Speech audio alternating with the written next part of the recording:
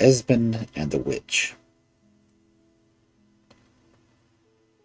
There was once a man who had 12 sons.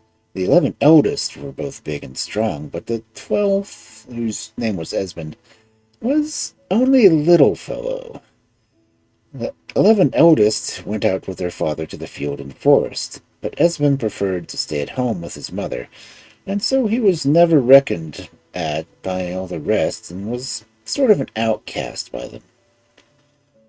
When the 11 had grown up to be men, they decided to go out into the world to find their fortune, and they plagued their father to give them what they required for the journey. The father was not much in favor of this, for he was now old and weak, and could not spare them from helping him with his work. But in the long run, he gave them permission to leave. Each one of the 11 got a fine white horse and money for the journey, and so they said farewell to their father and their home, and rode away. As for Esben, no one had ever thought about him. His brothers had not even said farewell. After the 11 were gone, Esben went to his father and said, "Father, give me also a horse and money. I should like to see round and see about the world." "You little fool," said his father. "If I could have you let you go and kept your 11 brothers at home, it would have been better for me in my old age." "Well, you will soon be rid of me at any rate," said Esben. As he could get no horse, he went to the forest and broke off a branch, stripped the bark off of it so that it became wider than his brothers' horses, and mounted it, and rode after his 11 brothers. The brothers rode on the whole day, and towards evening they came to a great forest, which they entered. Far within the wood they came to a little house, and knocked at the door. There came an old, ugly, bearded hag who opened it, and the brothers asked her whether all of them could get quarters for the night. "Yes," said the old bearded hag. "You shall have quarters for the night, and in addition, each one of you shall have one of my daughters." The 11 brothers thought that they had come to a very hospitable people. They were well attended to, and when they went to bed, each of them got one of the hag's daughters. Wow. Esben had been coming along behind them, and had followed the same way, and had also found the same house in the forest. He slipped into this, without either the witch or her daughters noticing him, and hid himself under one of the beds. A little before midnight he crept quietly out and wakened his brothers, who told these to change nightcaps with the witch's daughters. The brothers saw no reason for this, but to get rid of Esben's persistence, they made the exchange and again slept soundly. When midnight came, Esben heard the old witch creeping along. She had a broad-bladed axe in her hand and went over all the 11 beds, and it was so dark that she could not see a hand's breadth before her. But she felt her way and hacked the heads off of sleepers who had on the men's nightcaps, and these were her own daughters. As soon as she had gone her way, Esben wakened his brothers, and they hastily took to their horses and rode off from the witch's house, glad that they had escaped so well. And of course, they forgot to thank Esben for what he had done for them. When they had ridden onwards for some time, they reached the king's palace and inquired where they could be taken into service. Quite easily, they were told, if they would be stablemen, otherwise the king had no use for them. And they were quite ready for this, and got the task of looking after the king's horses. Long after them came Esben riding on his stick, and he also wanted to get a place in the palace, but no one had any use for him, and he was told that he could just go back the way he had come. However, he stayed there and occupied himself as best he could. He got his food, but nothing more, and by night he lay just where he could. At this time there was a palace, a knight called Sir Red. He was very well liked by the king, but hated by everyone else, for he was wicked in both will and deed. This Sir Red became angry with the 11 brothers because they would not always stand at attention to him, so he demanded to avenge himself on them. One day, therefore, he went to the king and said that the 11 brothers who had come to the palace a little while ago and served as stablemen could do a great deal more than they pretended. One day he had heard them say that if they liked, they could get for the king a wonderful dove whose plumage changes between feathers from gold and feathers of silver.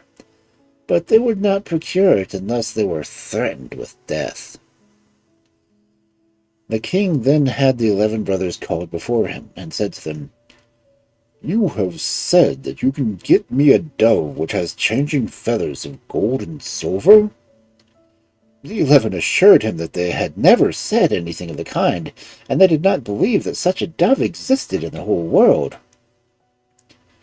"Take your own mind of it," said the king, "but if you don't get that dove within 3 days, you shall lose your heads, the whole lot of you."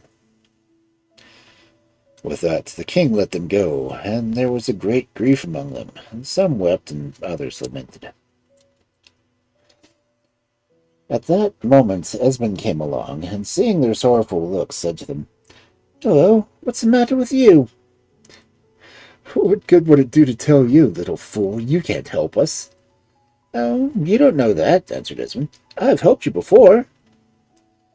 In the end, they told him how unreasonable the king was, and how he had ordered them to get the dove for him with changing feathers of gold and silver.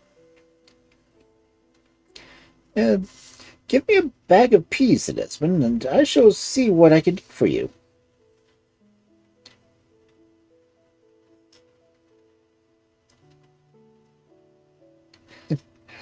Esben got his bag of peas, then took his white stick and said, "Fly quick, my little stick, carry me across the stream." Straightway the stick carried him across the river and straight into the old witch's courtyard. Esben had noticed that she had such a dove, so when he arrived in the courtyard he shook out the peas of the bag, and the dove came fluttering down to pick them up. Esben caught it at once and put it into the bag, and hurried off before the witch caught sight of him. But the next moment she came running and shouting after him, "Hey, is that you, Esben?" "Yes." "Is it you who have taken my dove?" "Yes." "Was it you that made me kill my 11 daughters?" "Yes." "Are you coming back again?" "That may be," said Esben. "Then you'll catch it," shouted the witch. The stick carried Esben with the dove back to the king's palace, and his brothers were greatly delighted. The king thanked them many times for the dove, and gave them in return both silver and gold. At this Sir Red became even more embittered, and again thought of how to avenge himself on the brothers. One day he went to the king and told him that the dove was by no means the best thing that the brothers could get for him, for one day he had heard them talking quietly among themselves that they had said that they could procure a boar whose bristles were made sometimes of gold and sometimes of silver. The king again summoned the brothers before him, and asked him whether it was true that they had said that they could get him a boar whose bristles were made sometimes of gold and sometimes of silver. "No," said the brothers, and they never had said or thought such a thing, and they did not believe there was such a boar in the whole world. "You must get me that boar within 3 days," said the king, "or it will cost you your heads." With that, they had to go. This was still worse than before, they thought. Where could they get such a marvelous boar? They all went about hanging their heads, but one day they remembered the 3. Esben came along. When he saw his brother's sorrowful looks, he cried, "Hello, what's the matter now?" "Oh, what's use of telling you?" said his brothers. "You can't help us at any rate." "Yeah, you don't know that." said Esben. "I've helped you before." In the end, they told him how Sir Red had stirred up the king against them, and so that he ordered them to get for him a boar whose bristles were between gold and silver. "That's all right," said Esben. "Yeah, give me a sack of malt, and it is not quite."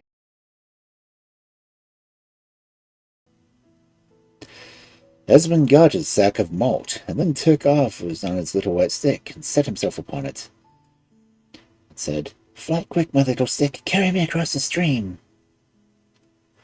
Off went the stick with him, and very soon he was again in the witch's courtyard, where he emptied out the malt. The next moment came the boar, whose bristles changed every second between gold and silver. Esben at once put it into the sack and hurried off before the witch caught sight of him. But the next moment she came running and shouted after him, "Hey, is that you, Esben?" Yes." "Is it you who've taken my pretty boar?" "Oh, yes." "And was it also you who took my dove?" "Yes." "And was it you that made me kill my 11 daughters?" "Yes." "Are you coming back again?" "That may be." "Then you'll catch it," said the witch.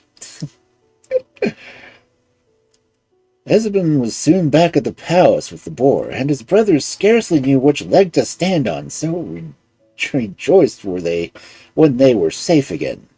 Not one of them, however, thought of thanking Esben for what he had done for them. The king was still more rejoiced over the boar than he had been over the dove, and did not know what to give the brothers for it. At this, Sir Red was again possessed with anger and envy, and again he went about and planned how to get the brothers into trouble. One day he went again to the king and said, "These brothers have now procured a dove and the boar, but they can do much more than that. I know they have said that if they liked, they could get for the king a lamp that can shine over 7 kingdoms." Again the king sent a message to the brothers to come to the palace. They went accordingly, although very unwillingly, for they suspected Sir Red had fallen on some new plan to bring them into trouble. As soon as they came before the king, he said to them, "You brothers have said that you could, if you liked, get me a lamp that can shine over 7 kingdoms. That lamp must be mine within 3 days, or it will cost you your lives." The brothers assured him that they had never said so, and they were sure that no such lamp existed. But their words were to no avail. "The lamp," said the king, "or it will cost you your head."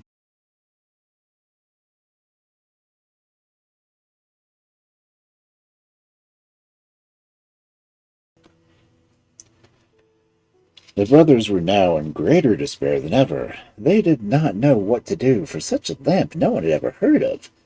But just as things looked their worst, along came Esben. "Something wrong again," he said. "What's the matter with you now?"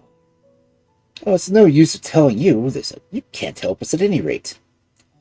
"Oh, you might at least tell me," said Esben. "I've helped you before."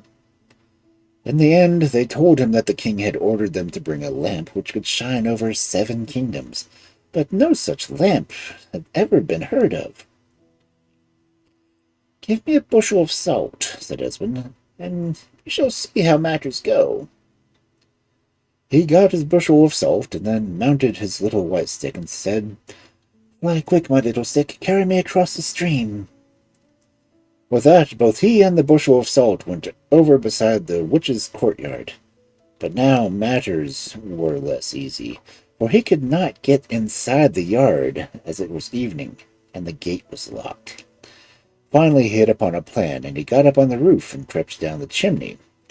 He searched all around for the lamp, but could find it nowhere, for the witch had always had it safely guarded, as it was one of her most precious treasures. When he became tired of searching for it, he crept into the baking oven, intending to lie down there and sleep till morning. And just that moment he heard the witch calling from her bed to one of her daughters. telling her to make some porridge for her. She had grown hungry, and had taken such a fancy to some porridge. The daughter got out of bed, and kindled the fire, and put a pot with water on it. "You mustn't put any salt in the porridge, though." "No, neither would I," said the daughter. But she was away getting the meal. Esben slipped out of the oven and emptied the whole porridge. The daughter came back then and put in the meal, and after it had boiled a little, she took it to her mother. The witch took a spoonful and tasted it. "Oh," she said. "Didn't I tell you not to put any salt in it? It's just as salty as the sea." So the daughter had to go and make new porridge, and her mother warned her strictly not to put any salt in it. But now there was no water in the house, and she asked her mother to give her the lamp so that she could go to the well and get more. "There you have it, then," said the witch, "but take good care of it." The daughter took the lamp, which shone over 7 kingdoms, and went out to the well for water, while Esben slipped out after her. When she was going to draw the water from the well, she set the lamp down on a stone beside her. Esben watched this chance, seized the lamp, and gave her a push from behind, so that she plumped head first into the well. Then he made off with the lamp, but the witch got out of her bed and ran after him, crying, "Is that you, Esben?" "Yes." "Was it you who took my dove?" "Yes." "Was it you who took my boar?" "Yes." "And was it you who made me kill my 11 daughters?" "Yes." "And now you have taken my lamp and drowned my 12th daughter in the well?" "Yes." "Are you coming back again?" "That may be." "Then I'll catch you."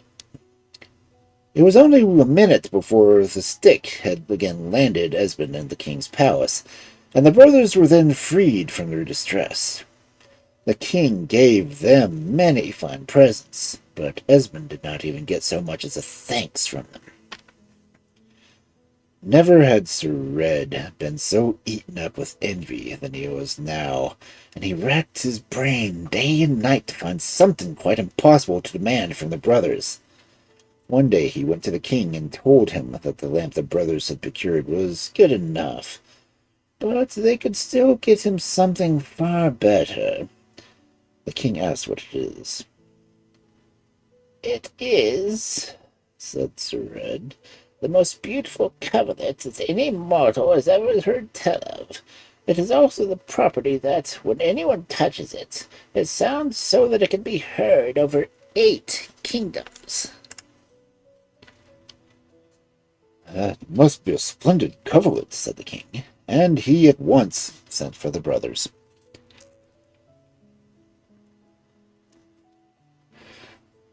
"You have said that you know of a coverlet, the most beautiful in the whole world, which sounds over 8 kingdoms when anybody touches it. You shall procure it for me, or else lose your lives," he said. The brothers answered him that they had never said a word of such a coverlet, and did not believe it existed, and that it was quite impossible for them to procure it. But the king would not hear a word. He drove them away, telling them that if they don't get it very soon, it will cost them their heads. Things looked very black again for the brothers, for they were sure that there was no escape for them. The youngest of them, indeed, asked where Esben was, but the others said that the little fool could scarcely keep himself in clothes, and it was not to be expected that he could help them. Not one of them thought it was worth while to look for Esben, but soon he came along on his own. "Well, what's the matter now?" he said. "Oh, what's the use of telling you?" said the brothers. "You can't help us at any rate." Big brothers. Who knows that?" said Esben. "I've helped you before." In the end, the brothers told him about the coverlet, which, when one touched it, sounded so that it could be heard over 8 kingdoms. Esben thought that this was the worst errand that he had had yet, but he could not do worse than fail, so he would attempt to get it. Again he took his little white stick and set himself on it, and said, "Fly quick, my little stick, carry me over this stream." Next moment he was across the river beside the witch's house. It was evening, and the door was locked, but he knew a way down the chimney. When he got into the house, however, the worst yet remained to do, for the coverlet was on the bed in which she lay asleep. He slipped into the room without either her or her daughter awakening. She had left. But as soon as he touched the coverlet to take it, sounded so that it could be heard over 8 kingdoms. The witch awoke, sprang out of bed, and caught hold of Esben. He struggled with her, but he could not free himself, and the witch called her daughter. Come and help me. We shall put him into a little dark room to be fattened. I have him now. Esben was now put into a little dark hole, whether he neither saw nor sun nor moon, and there he was fed on sweet milk and nut kernels. The daughter had enough to do cracking nuts for him, and at the end of 14 days she had only one tooth left in her mouth. She had broken all the rest on the nuts. This time, however, she had taken to liking to Esben, and would willingly have set him free, but could not. When the time came, the witch told her daughter to go and cut a finger off Esben, so that she could see whether he was nearly fat enough yet. The daughter went and told Esben, and asked him what she should do. Esben told her to take an iron nail and wrap a piece of skin around it. Then she could give it to her mother to bite at this. The daughter did so, but when the witch bit, she cried, Oh, no, this is nothing but skin and bone. He must be fattened up longer.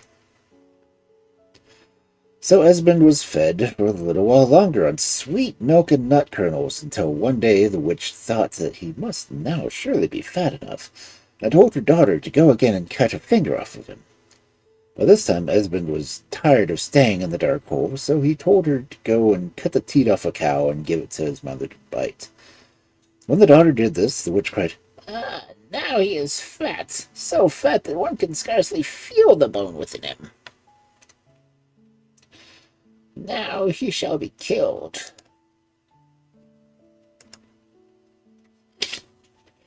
Now, this was just the very time that the witch had to go to Tham's church, where all the witches gather every once a year, and she had no time to deal with Esben herself. She therefore told her daughter to heat up the big oven while she was away, and take Esben out of his prison, and the witch went off on her journey. The daughter then made the oven hot as hot could be, and took Esben out of the prison in order to roast him. She brought the oven spade and told Esben to seat himself on it, so that she could shoot him into the oven. Esben accordingly took his seat on it, but when she got him to the mouth of the oven, he spread his legs wide, so that she could not get him pushed inside. You mustn't sit like that, she said. Well, how then? You must cross your legs, said the daughter. But Esben could not understand what she meant by this. Get out of the way, she said, and I will show you how to place yourself.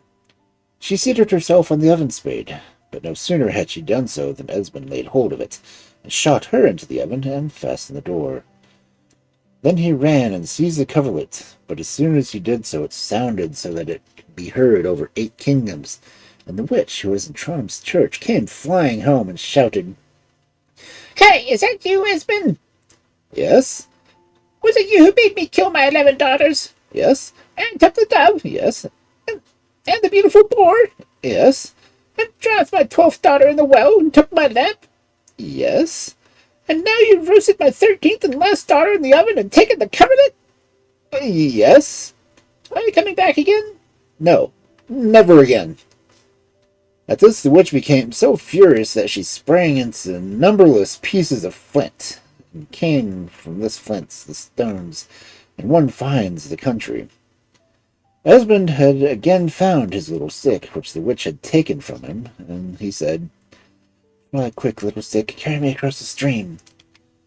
Next moment he was back at the king's palace. Their things were in a bad way, for the king had thrown all his 11 brothers into prison, and they were to be executed very shortly, because they had not brought him the coverlet. Esben now went up to the king, and gave him the coverlet, with which the king was gratefully delighted. And while he touched it, he could hear be heard over all 8 kingdoms, and all the others kings sat and were angry because they had not one like it. Esmond now told how everything had happened, and how Sir Red had done his brothers all the ill he could devise because he was envious of them. And the brothers were set at once at liberty, while Sir Red, for his wickedness, was hanged on the highest tree that could be found, and so he got the reward he deserved. Much was made of Esmond and his brothers, and now they thanked him for all that he had done for them. The 12 of them received so much gold and silver as they could carry, and betook themselves home to their old father. When he saw again his 12 sons, whom he had never expected to see more, he was so glad that he wept for joy. The brothers told him how Esmond had done, and how he had saved their lives, and from that time forward he was no longer the butt of the rest of the home.